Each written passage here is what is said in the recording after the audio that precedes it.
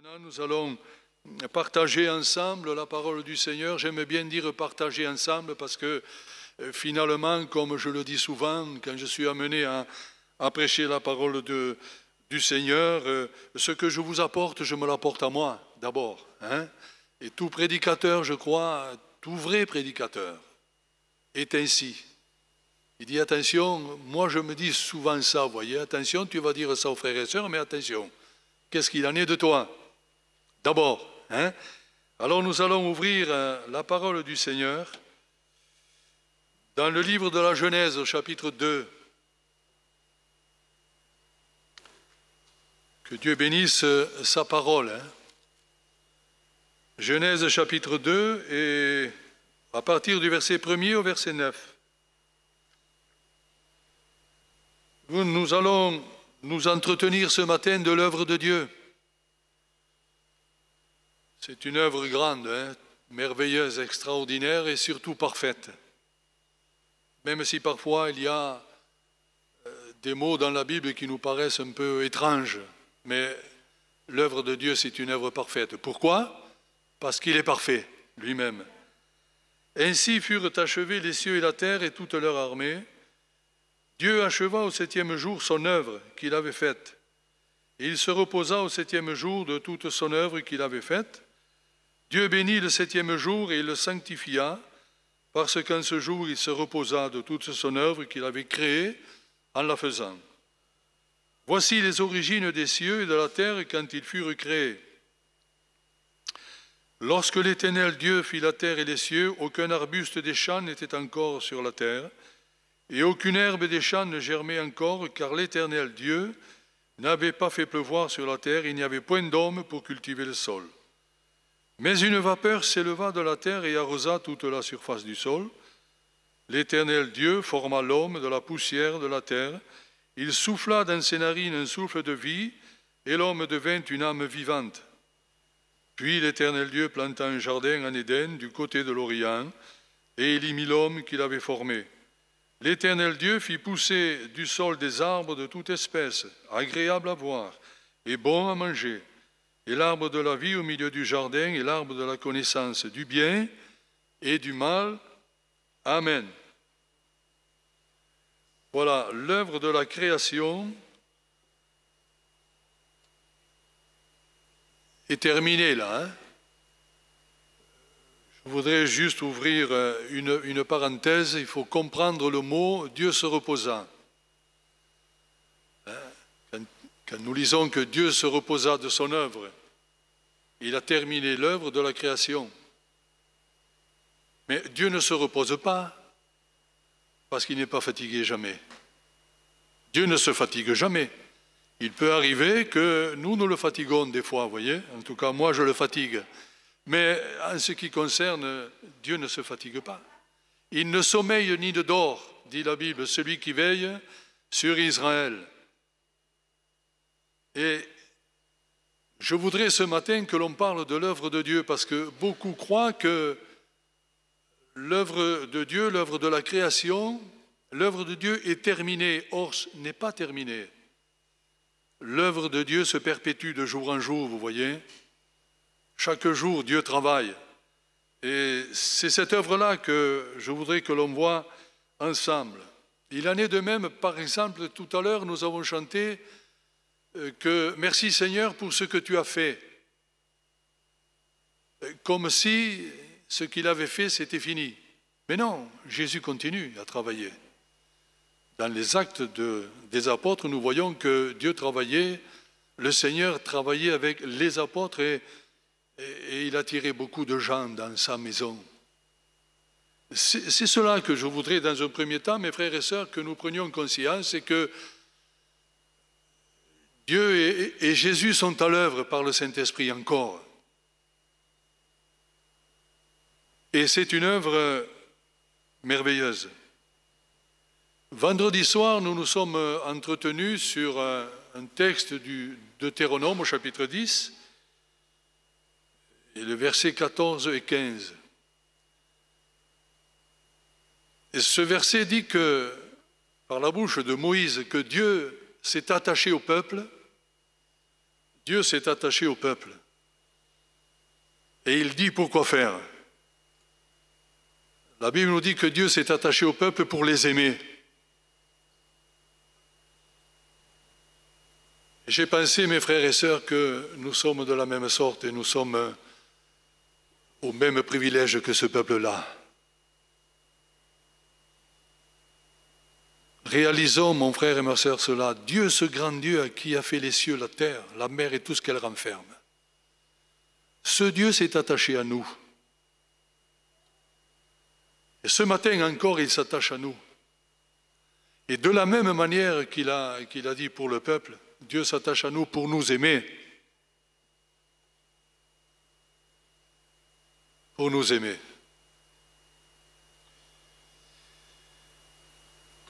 Alors dans ce texte de la Genèse que nous avons lu, qui est très intéressant, vous savez, je vous le dis souvent, la parole de Dieu, il faut la lire lentement et prier le Seigneur pour qu'il nous éclaire, parce que Dieu parle toujours. Même sur un même texte, Dieu parle toujours, tout le temps, tout le temps. Et dans ce texte, nous trouvons quelque chose d'intéressant. Il est dit que lorsque l'Éternel Dieu fit la terre et les cieux, aucun arbuste des champs n'était encore sur la terre. Et aucune herbe des champs ne germait encore, car l'Éternel Dieu n'avait pas fait pleuvoir sur la terre, et il n'y avait point d'homme pour cultiver le sol. Mais, une vapeur s'éleva de la terre et arrosa toute la surface du sol. Écoutez ceci, ça nous intéresse particulièrement, mes frères et sœurs. Le verset 7. L'Éternel Dieu forma l'homme de la poussière de la terre. Il souffla dans ses narines un souffle de vie, et l'homme devint une âme vivante. Dites-moi.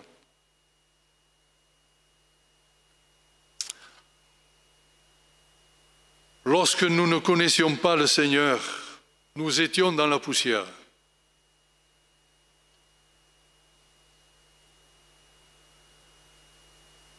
Dieu nous a appelés, il a soufflé de son esprit dans notre cœur et dans notre esprit. Écoutez bien ceci, comme c'est écrit là pour la création, nous sommes, vous et moi, devenus une âme vivante. Une âme vivante. Qu'est-ce que ça veut dire? Ça veut dire que nous sommes nés de nouveau. Ça veut dire aussi que nous étions morts avant de connaître le Seigneur. Je crois que vous connaissez comme moi la parole du Seigneur, et l'apôtre Paul, dans l'épître aux Éphésiens, dit ceci. Si donc vous êtes ressuscités avec Christ, Dieu qui est riche en miséricorde, n'est-ce pas, il nous a appelés à lui. Nous étions morts dans nos offenses et dans nos péchés, mais Dieu nous a rendus vivants avec Christ. Réalisons cela, mes frères et sœurs, ce matin. Si nous pouvons être là, c'est parce que Dieu nous a rendus vivants avec son Fils bien-aimé. C'est le même processus que Dieu a utilisé pour nous que lors de la création. Alors ça n'a pas été une vapeur qui est montée de la terre pour nous. C'est Jésus qui est descendu du ciel et qui a soufflé dans notre cœur par le Saint-Esprit. Alléluia. Qu'est-il écrit de cet homme, Nicodème? Si un homme ne naît d'eau et d'esprit, il ne peut entrer dans le royaume de Dieu, car ce qui est chair est chair. Et ce qui est esprit est esprit. Amen. Alors maintenant, nous allons bien sûr nous entretenir sur cette œuvre que Dieu veut faire avec nous. Parce que je voudrais qu'on garde, mes frères et sœurs, en mémoire ce grand privilège que nous avons les uns et les autres, c'est que Jésus, Dieu veut faire encore une œuvre avec nous, au-dedans de nous, dans chacun de nos cœurs, et Dieu veut faire également une œuvre dans l'Église. Parce que sans lui, nous ne pouvons rien faire. Cette œuvre, elle se perpétue. Quand je me suis converti au Seigneur, il y a maintenant plus de 40 ans, le frère qui était là, notre frère Laroudi, m'a offert un livre. Ce livre s'appelait « Champion de Dieu ». C'était le témoignage et le récit de notre frère Charles Stud, qui a tout abandonné pour servir le Seigneur. Et il disait dans ce témoignage que finalement, ce qui était le plus difficile, bien que le salut ne soit déjà difficile, mais il disait que finalement, le salut des âmes, c'est difficile, mais ce qui est le plus difficile, c'est de faire des disciples. Et ça, je l'ai pris pour moi. Sauvés. Dieu nous a sauvés, nous l'avons chanté, Jésus nous a sauvés. Merci pour ce qu'il a fait, mais il veut encore faire des choses avec nous, en nous et avec nous. Comment va-t-il le faire? Il va le faire en nous révélant sa nature, la nature de Dieu. Est-ce qu'un homme comme cela peut connaître, peut sonder la nature de Dieu? Vous savez, il y a des hommes, des femmes, des scientifiques qui essayent de connaître Dieu, mais même il y a pas tellement longtemps, un milliardaire qui a fait un engin pour aller, je ne me souviens plus où, dans l'espace. Mais dans l'espace. Il a appelé ça l'espace. Mais vous savez, les cieux et les cieux des cieux ne peuvent le contenir. Alors avant qu'il aille dans l'espace de Dieu, il y en a pour un moment, mais que Dieu bénisse cet homme. Hein? Ah oui, que Dieu bénisse cet homme. Comment on peut sonder le cosmos? Il y a des milliards et des milliards d'étoiles et de galaxies. Comment on peut faire? On peut le savoir. Mais c'est tout. Et ça nous suffit. Parce que ça nous apprend que Dieu, sans son esprit, il est insondable. Toutefois, Dieu veut se révéler à nous. Il veut nous révéler sa nature, voyez-vous. Alors comment il va faire le Seigneur? D'abord, il y a un verset, moi, qui me touche vraiment et que je répète souvent. C'est la prière de l'apôtre Paul aux Éphésiens, encore une fois, lorsqu'il prie le Seigneur que les Éphésiens reçoivent un esprit de sagesse et de révélation. Pourquoi faire? Dans la connaissance de Dieu, pour qu'ils connaissent Dieu. Et vous et moi, nous avons tellement besoin de cet esprit de sagesse et de révélation. Alors, révélation, il faut faire attention, parce que ce mot dans le monde est souvent galvaudé. Quand le monde entend parler de révélation, tout de suite on pense à des images. Non, non, non, non. Dieu nous révèle. Par exemple, quand moi je lis un texte que je n'ai pas compris et que d'un coup je sens que c'est l'Esprit qui me le révèle, c'est une révélation. Et merci Seigneur pour toutes ces révélations que tu donnes jour après jour. Parce que c'est son œuvre. C'est son œuvre. Et puis il nous a donné sa parole.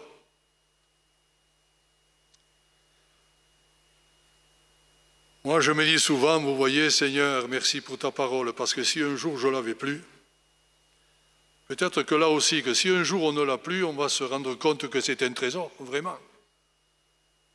C'est un trésor. La parole du Seigneur.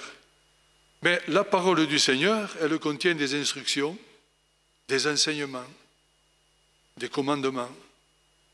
Et tout ça, ça participe de l'amour du Seigneur pour nous. Alors nous allons voir maintenant quelques points de la nature du Seigneur. Je vais vous poser une question.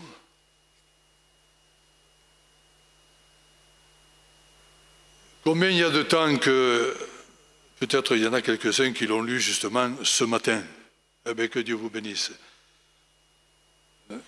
Combien y a-t-il de temps que nous ne nous sommes pas attardés sur le sermon sur la montagne, par exemple? Lisons-le, mes frères et sœurs, le sermon sur la montagne. Parce qu'il y a des enseignements pour nous qui sont des enseignements tout simples. Des fois, vous savez, pour avoir discuté avec des théologiens qui font de grandes études, alors ils vous expliqueront, ces grands théologiens, ceci, cela, mais on se rend compte finalement que ce qu'ils ont besoin, c'est que leur cœur soit touché et transformé. Alors moi, je préfère recevoir des choses simples, voyez-vous, mais que mon cœur soit touché et qu'il change. Ça vaut la peine. Alors on va aller justement dans le sermon sur la montagne, se trouve dans l'évangile de Matthieu au chapitre 5.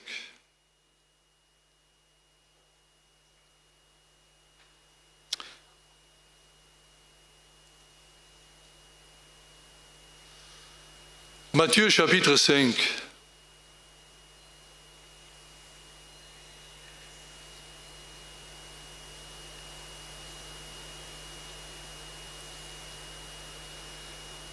Voyant la foule, Jésus monta sur la montagne et après qu'il se fut assis, ses disciples s'approchèrent de lui. Puis, ayant ouvert la bouche, il les enseigna et il dit, déjà là, dans ce premier verset, Dieu nous parle. Encore ce matin, voyez-vous, parce que quand je prépare une prédication, avant de partir le matin, je prie, je relis la prédication. Et il y avait quelque chose que je n'avais pas vu.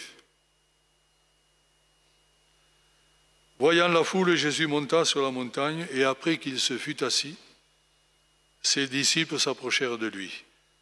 Et je me suis rendu compte que souvent, le Seigneur appelait ses disciples à lui pour les enseigner. Et là, je me suis réjoui parce qu'il est dit, ses disciples s'approchèrent de lui. C'est une bonne chose, ça, lorsqu'on s'approche du Seigneur.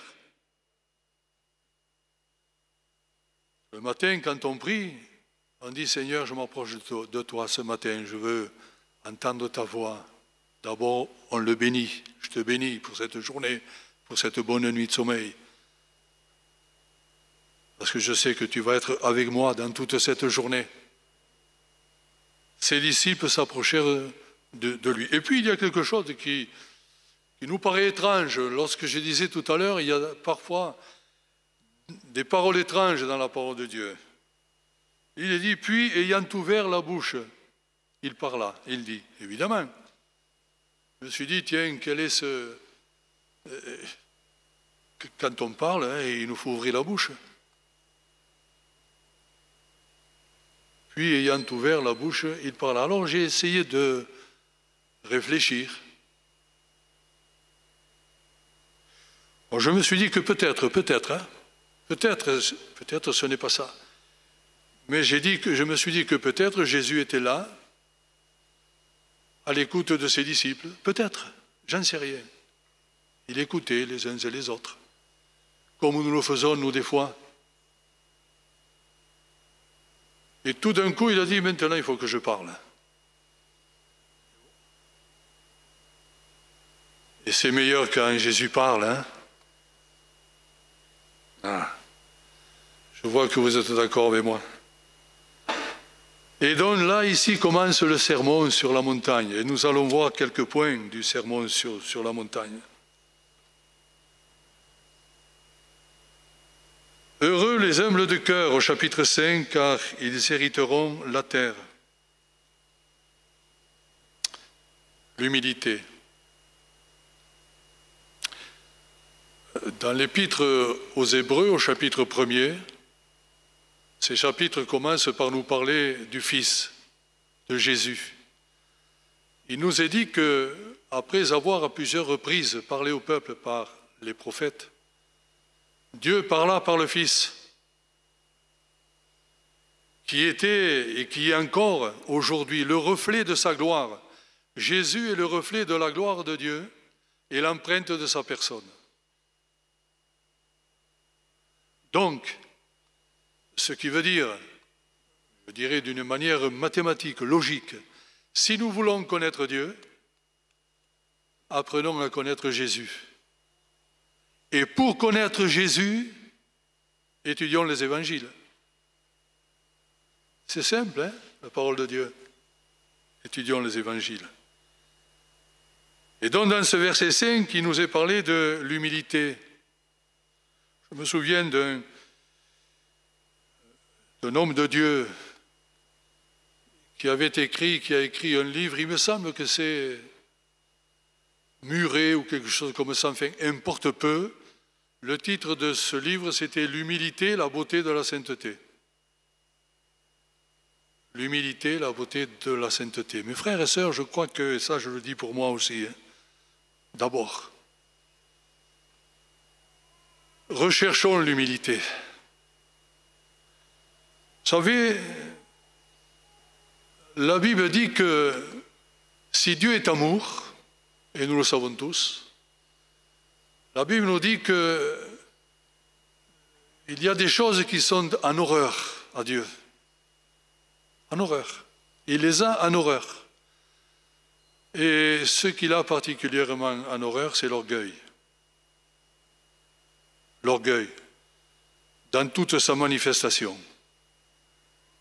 L'orgueil, vous savez, se manifeste de plusieurs manières. Hein. Parfois même, il est subtil, très subtil. Il est très subtil, vous savez pourquoi? Parce que c'est notre adversaire qui a introduit l'orgueil. Et notre adversaire, il est subtil, malin. Il a fait chuter Adam et Ève,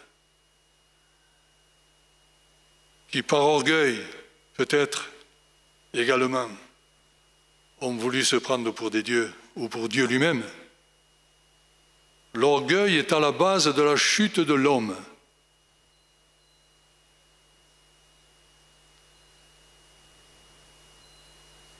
J'ai réalisé également une grande vérité, mes frères et sœurs, c'est que l'orgueil est à la base de beaucoup de conflits.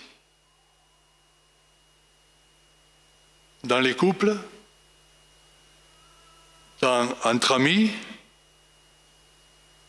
dans nos relations de travail, l'orgueil est bien souvent, et la jalousie, avec la jalousie, source de conflit.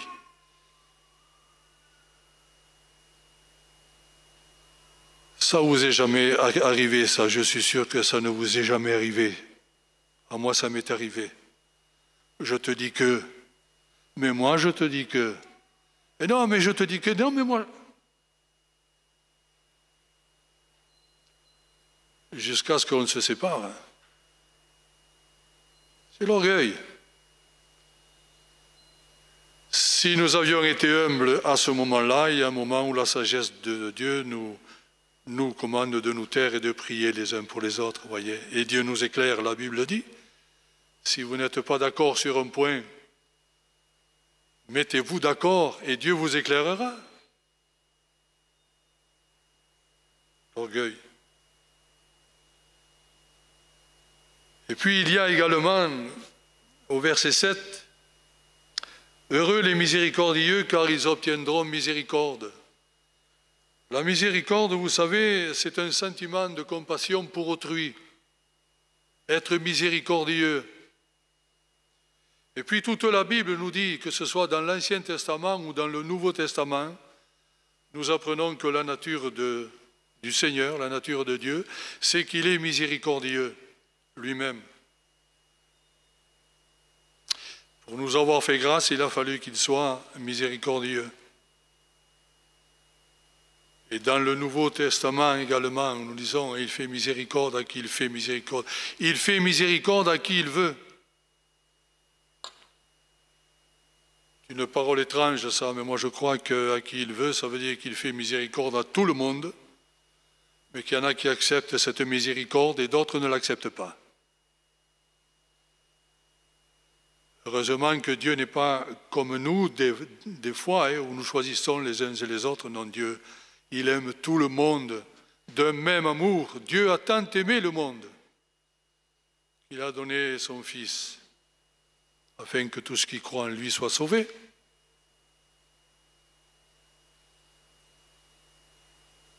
Il fait miséricorde à qui il veut. Alors merci pour la miséricorde du Seigneur ce matin. Je voudrais également qu'on lise dans le livre de Michée, dans le prophète Michée, un texte que vous connaissez bien. Hein?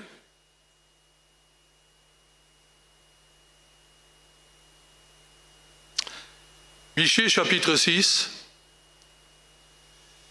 à partir du verset 6. « Avec quoi me présenterai-je devant l'Éternel pour m'humilier devant le Dieu très haut? Me présenterai-je avec des holocaustes, avec des veaux de nains? L'Éternel agréera-t-il des milliers de béliers, des myriades de torrents d'huile? Donnerai-je pour mes transgressions mon premier-né, pour le péché de mon âme, le fruit de mes entrailles ?» Il y a un tiré ici, vous voyez, donc il faut s'arrêter. Comme notre frère Jean-Michel Lozano, il n'y a pas longtemps, qui nous a lu un psaume, et quand il a lu pause, il s'est arrêté. Et oui, une pause, c'est une pause. Là, il y a un tiré, ça veut dire que la parole change. Et comme nous disions tout à l'heure de Jésus qui écoutait les disciples, et puis d'un coup il a ouvert la bouche, il a parlé, on dirait qu'ici c'est la même chose. On t'a fait connaître, ô homme, ce qui est bien, et ce que l'Éternel demande de toi, c'est que tu pratiques la justice, que tu aimes la miséricorde, et que tu marches humblement avec ton Dieu. On t'a fait connaître, ô homme. Alors, le passage que nous venons de lire, je l'ai divisé en deux explications. Du verset 6 au verset 7, on dirait que certains voudraient acheter la bénédiction du Seigneur par quelques mérites. Vous, il est dit, avec quoi me présenterai-je devant l'Éternel pour m'humilier devant le Dieu? Présenterai-je avec des holocaustes? Et puis tout d'un coup, ils disent, on t'a fait connaître aux hommes. Et il y a tellement d'hommes et de femmes, mes frères et sœurs, dans le monde, et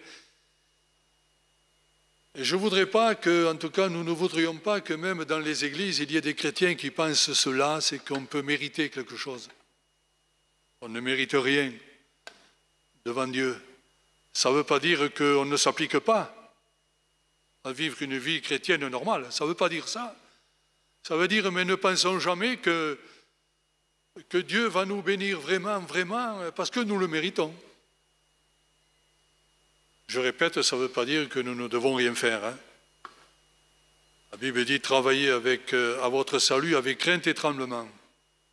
Donc nous devons travailler à notre salut, mais toujours avec la grâce du Seigneur. Et ça, mes frères et sœurs, c'est encore une fois l'œuvre de Dieu. Voyez-vous? L'œuvre de Dieu. L'humilité, la miséricorde. Est-ce que nous sommes miséricordieux? Alors, je voudrais choquer personne ici. Hein. Vous savez, moi je ne suis pas là pour choquer, mais il y a un petit cantique que nous chantons parfois, justement qui fait référence à ce que je suis en train de vous dire là. Et ce cantique, ce petit chœur dit « Seigneur, je t'offre ce que j'ai de meilleur ». Moi, je ne peux pas le chanter parce que je ne trouve rien de meilleur à moi. Je ne peux pas le chanter. Tout ce que je peux donner au Seigneur, c'est ce qu'il me donne, ce qu'il a fait à moi.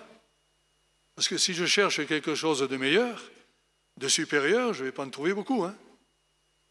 Alors, mon frère et ma sœur, toi qui fais chanter, continue à le faire chanter. Ce n'est pas pour toi que je dis ça. Hein. C'est parce que je crois que, certainement, même au milieu de nous, Seigneur, moi je n'ai rien à t'offrir si ce n'est que ta grâce. Je me souviens de notre frère Héral, vous savez, qui est parti dans la gloire du Seigneur. Quand on lui demandait, parce qu'il était très fatigué à la fin, très malade et très fatigué, Quand on lui disait « Comment tu vas, mon frère ?» il répondait toujours avec la grâce de Dieu, mais pas avec ce qu'il avait de meilleur, parce qu'il avait réalisé que le meilleur, c'était le Seigneur. Lui, c'est le meilleur. Réalisons cela aussi, hein. L'humilité, la miséricorde. Et puis, je voudrais que l'on parle de la paix également. Merci pour notre sœur Nicole Banfi, n'est-ce pas, de cette lettre, qui dit merci au Seigneur, qui dit merci à l'Église, et qui nous exhorte à travers la parole du Seigneur et à travers son cœur, je le crois, soyez en paix entre vous. Il y a de nombreux textes dans la parole qui parlent de la paix, nombreux textes.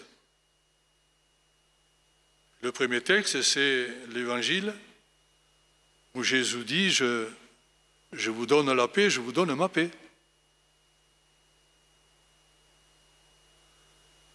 D'abord, nous avons été réconciliés avec le Père. Nous avons la paix avec Dieu. Par le sacrifice de Jésus à la croix, nous sommes réconciliés avec le Père, donc nous avons la paix avec le Père céleste. La paix de Dieu. Je vous donne la paix, je vous donne ma paix. Je ne vous donne pas comme le monde donne. Vous savez, on constate souvent,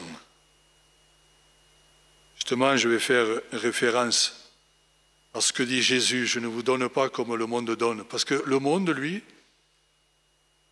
il y a des organisations dans le monde, l'ONU, entre autres, hein, il y en a d'autres, qui parlent de la paix. Et vous savez comment ils recherchent la paix? En faisant la guerre. C'est un paradoxe, ça. Non. La paix, on l'a d'abord quand on est nous-mêmes en paix. Et quand on désire que les autres soient en paix. Que la paix règne entre vous. Parce que tout à l'heure, mon frère, ma sœur, je parlais de conflits dans les couples, dans le travail. Mais nous avons expérimenté depuis tant et tant de temps, n'est-ce pas, et vous aussi, que même dans les églises, il y a des conflits. Même dans les assemblées de Dieu, il y a des conflits. Quelle tristesse! Nous parlions et on parle ce matin de la nature de Dieu. Quand notre Sauveur voit des conflits entre ses enfants, je vous assure qu'il doit être triste. On devrait penser à cela. Le cœur de Dieu, le cœur de Jésus doit être triste de voir ces enfants qui se chamaillent là, pour un oui, pour un non. Toujours pareil, je te dis que, mais moi je te dis que. Et si c'est moi qui te le dis, attention. Hein.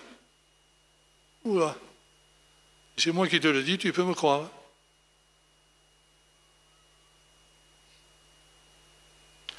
Est-ce que Dieu nous a changés ou pas? Est-ce que Dieu nous a donné un cœur de chair à la place de ce cœur de pierre que nous avions ou pas? Moi, je crois. Je crois qu'il nous a touchés, qu'il nous a transformés. Je crois que vous êtes transformés par la gloire de Dieu.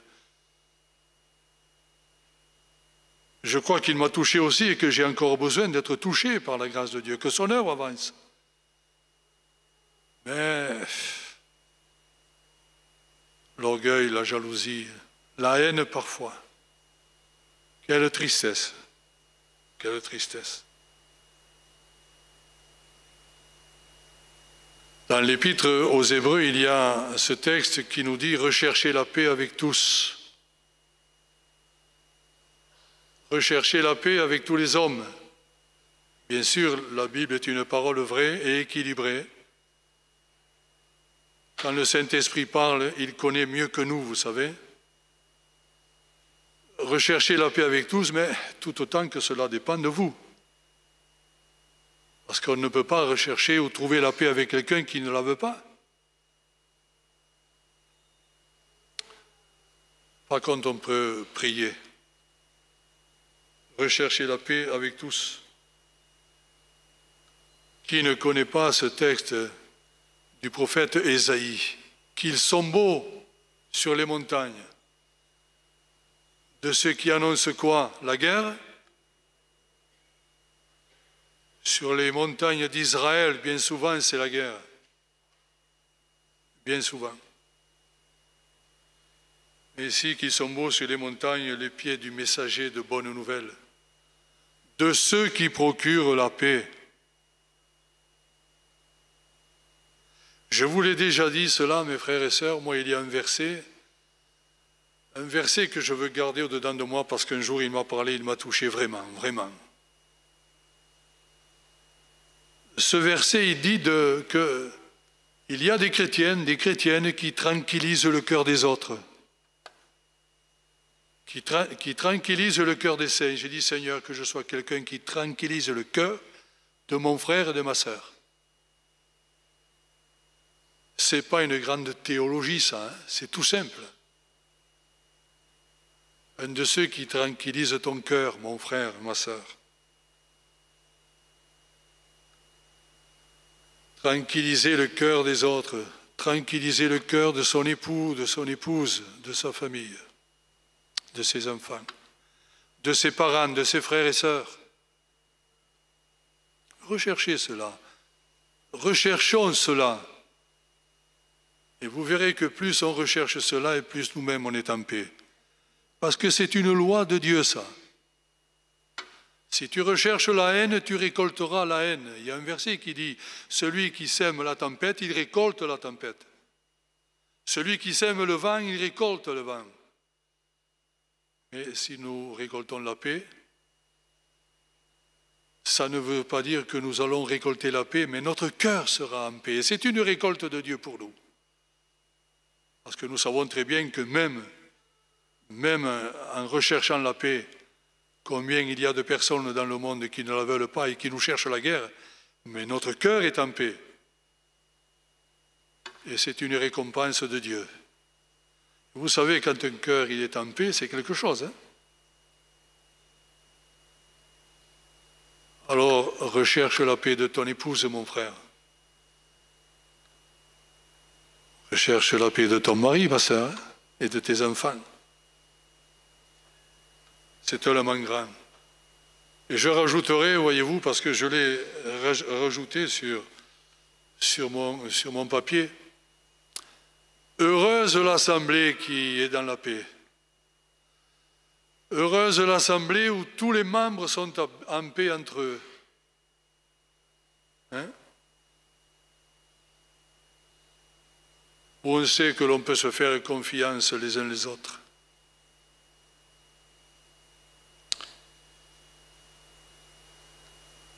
À ce sujet, je me suis demandé si j'allais vous dire cela, et puis finalement, écoutez, c'est la parole. Hein. On revient donc dans Matthieu, dans le sermon sur la montagne.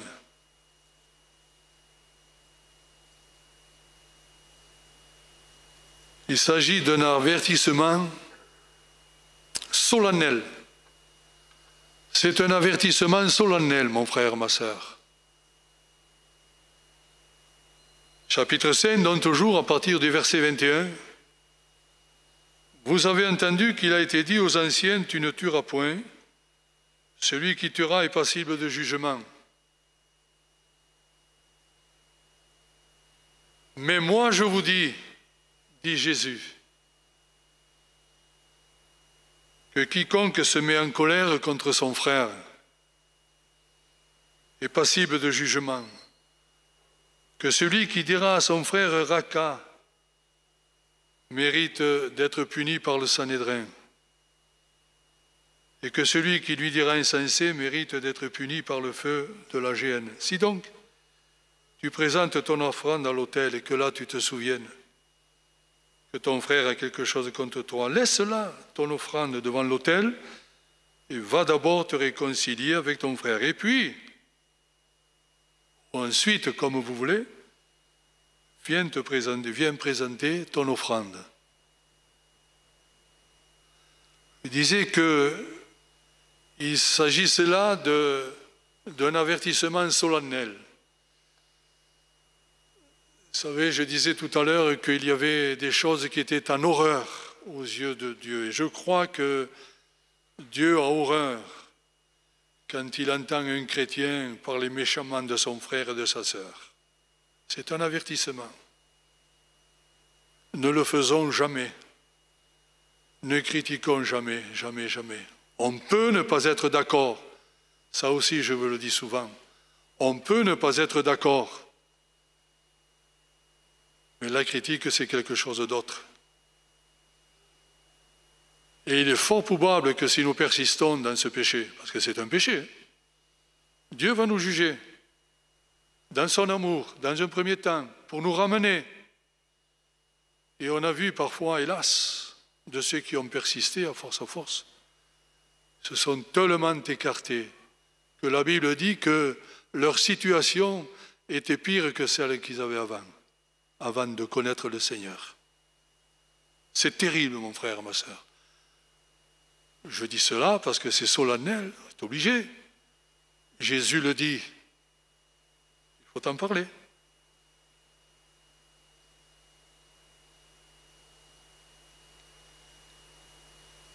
Je disais vendredi soir, parce qu'on s'est entretenu aussi de ce que nous devions nous attacher au Seigneur.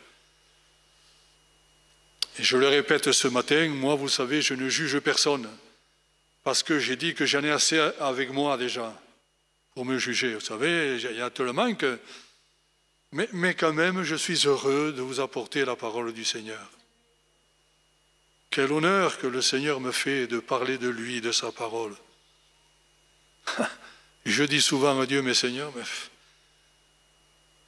comment ça se fait que naître tel que moi, avec tout ce que j'ai fait avant, tout ce que je suis capable de faire et de dire encore? C'est la grâce de Dieu. C'est la grâce de Dieu. Et puis nous terminerons par les fils de Dieu. Les fils de Dieu.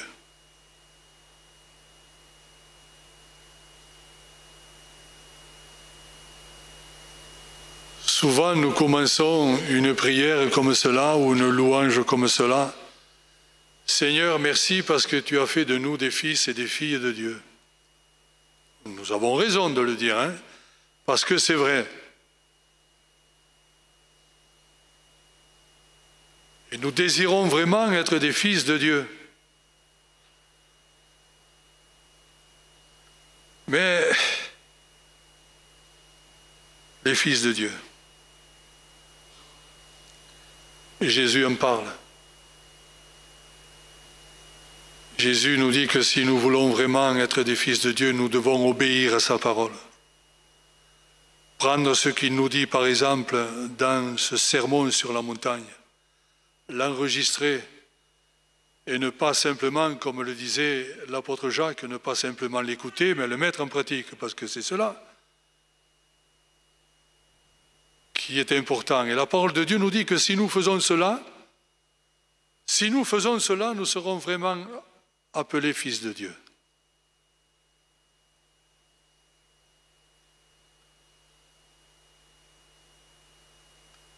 Nous devons être des sources de bénédiction.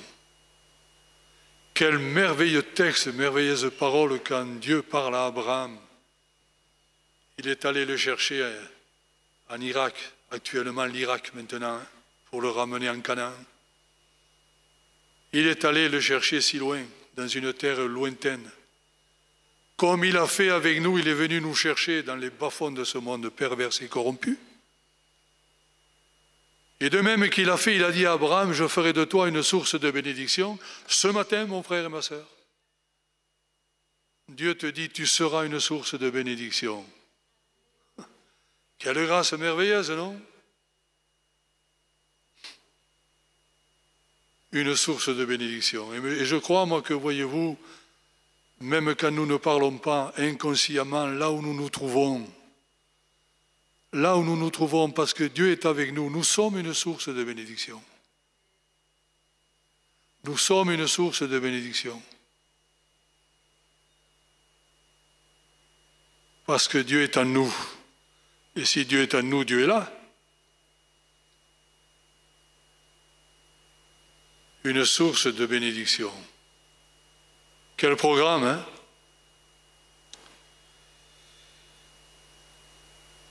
Et puis la parole de Dieu nous dit, soyez parfaits. Attendez, c'est pas fini.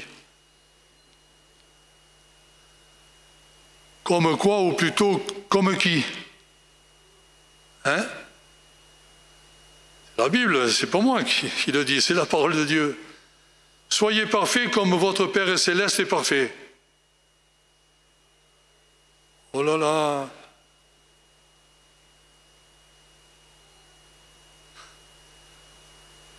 Moi, quand je lis cela, j'ai dit, mais Seigneur, mais c'est impossible ça. C'est impossible. Mais le Seigneur, il sait ce qu'il dit. Vous savez? Soyez parfaits comme votre Père céleste est parfait. L'explication nous est donnée en 2 textes de la parole de Dieu, où il nous est dit que Dieu maintenant nous voit parfaits en Christ. Nous sommes parfaits en Jésus-Christ. Ce que nous ne pouvions faire, ce que nous ne pouvons pas faire, Jésus l'a fait et il le fait encore aujourd'hui. N'oublions jamais que nous sommes au bénéfice précieux, encore aujourd'hui et jusqu'à notre mort, de l'intercession de Jésus devant le Père. Heureusement pour nous, hein? Nous avons un avocat auprès de Dieu, Jésus-Christ le juste. Parce que s'il n'en était pas ainsi, tu ne serais pas là, mon frère, ma sœur. Et moi non plus. Mais c'est parce que nous avons un avocat, n'est-ce pas? Jésus nous a rendus parfaits. Je répéterai, parce que, vous savez, la Bible dit que Pierre le dit, je crois que c'est Pierre, hein, il faut répéter souvent les mêmes choses. Ça ne veut pas dire qu'on fasse n'importe quoi maintenant. Hein. Jésus-Christ, c'est un avocat. Si je fais quelque chose, il prie le Père. Non, non, non. Ça ne marche pas comme cela. Hein. Mais qui ne bronche pas? Qui ne bronche jamais? Qui ne bronche jamais? Et c'est justement lorsque nous bronchons que Jésus intercède et qui dit au Père, mais j'ai donné sa vie pour lui. J'ai donné sa vie pour mon frère René, pour Jacques, pour Daisy. Même pour le frère Guillermin, il a donné sa vie et son épouse. Alléluia, pour nous tous. Hein? Jésus a donné sa vie pour nous, pour chacun d'entre nous. Eh oui. Soyez parfaits comme votre Père céleste est parfait. Mais il y a également la deuxième chose dont il nous est dit dans la parole de Dieu. C'est l'apôtre Paul qui le dit. Je me souviens un jour d'une prédication de mon frère Patrick Gassin. Très bonne prédication. Et il nous a parlé de la marche du chrétien. Entre autres choses, il nous a dit que nous devrions apprendre à marcher. Et c'est vrai que parfois, nous voulons courir, mais nous ne savons pas marcher encore. Alors avant d'apprendre à courir, il faut marcher. Il faut savoir marcher. Alors peut-être vous posez la question, mais pourquoi le frère, il nous dit ça? Mais il nous dit ça parce que l'apôtre Paul, lui, il dit qu'il courait.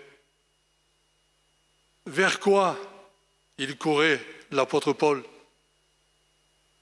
Vers la perfection. Seulement, il dit qu'il ne l'avait pas encore atteinte, la perfection. Alors moi, je vais dire quelque chose, tiens, hein, ça me tranquillise un peu. Je dis, si Paul, lui, il n'y est pas arrivé, alors bon... Mais toutefois, la Bible le dit, hein, Élie était un homme de la même nature que nous et l'apôtre Paul aussi. Et ce qu'il a fait, je veux le faire. Je veux courir après la perfection. Avec l'aide du Seigneur, bien entendu. Toujours, toujours, toujours, toujours. Avec l'aide du Seigneur. Le chemin nous a ouvert une voie. Bien sûr que la Bible parle d'un chemin périlleux et étroit et d'un chemin large. Seulement, voilà, mon frère et ma sœur, si nous courons ou si nous marchons ou si nous courons sur ce chemin périlleux et étroit, c'est avantageux pour nous. Vous savez pourquoi? Parce que Jésus est sur ce chemin. Sur l'autre chemin, c'est le diable qui a. Le chemin large et spacieux qui mène à la perdition. Alors, Seigneur, garde-nous sur ce chemin périlleux et étroit, parce que là, tu t'y trouves, Seigneur. Et tu nous conduis dans toute la vérité.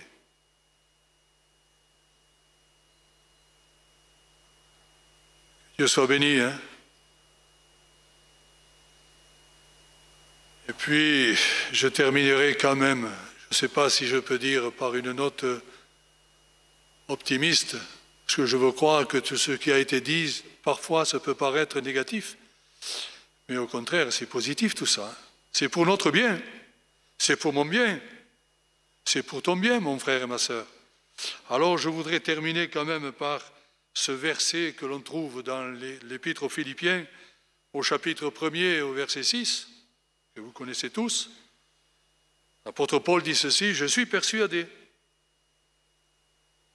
que celui qui a commencé en vous cette bonne œuvre, il la terminera parfaitement. » Vous voyez, cependant, nous retrouvons ce pourquoi nous sommes, le sujet sur lequel nous nous sommes entretenus ce matin, l'œuvre de Dieu. L'œuvre de Dieu. C'est écrit là, je suis persuadé que celui qui a commencé en vous cette bonne œuvre, il la terminera parfaitement. Ça veut dire que s'il la terminera parfaitement, ça veut dire qu'il l'a commencé, mais il continue. Et moi je dis, Seigneur, continue ton œuvre, moi, j'en ai tellement besoin. Une œuvre de salut, une œuvre de sanctification, une œuvre de purification, de pureté. On doit désirer cela, désirer cela. Alors Seigneur, aide-nous, aide mon frère, aide ma sœur, aide-moi, à ce que nous soyons en paix, à ce que nous marchions dans l'humilité, loin de l'orgueil, même si l'orgueil apparaît, hein, parce qu'il apparaît des fois, hein, subtil, hop, hop, hop, hop, écarte-toi de là. La miséricorde, la paix, alléluia. Une source de bénédiction, recherchons tout cela. En tout cas, c'est ce que Dieu veut. Et lorsque nous faisons cela, parce que tout ce que nous sommes entretenus, là, mon frère et ma sœur, ça participe de la nature de Dieu, ça nous apprend comment Dieu il est. Dieu il est humble, bien sûr, il ne peut pas en être autrement. Dieu est miséricordieux, il ne peut pas en être autrement. Même quand il nous tense de temps en temps, c'est sa miséricorde. Dieu est en paix. C'est la paix. N'est-il pas une source de bénédiction?